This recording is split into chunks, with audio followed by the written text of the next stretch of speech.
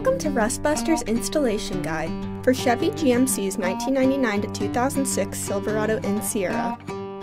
Before we begin, if you're uncomfortable with any of the processes listed in this guide, we strongly suggest you seek the work of a professional.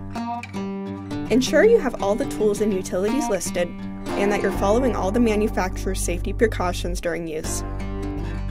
Step 1. Disconnect your vehicle's battery and inspect for potential fire hazards such as leaking fuel lines and engine components.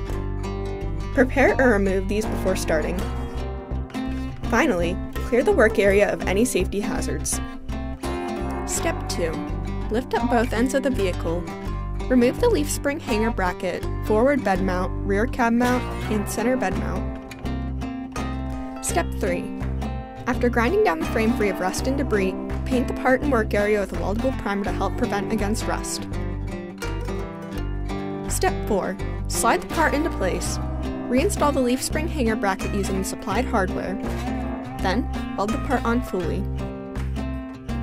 Finally, paint the part with primer and reinstall your forward bed mount, rear cab mount, and center bed mount. Then you're done!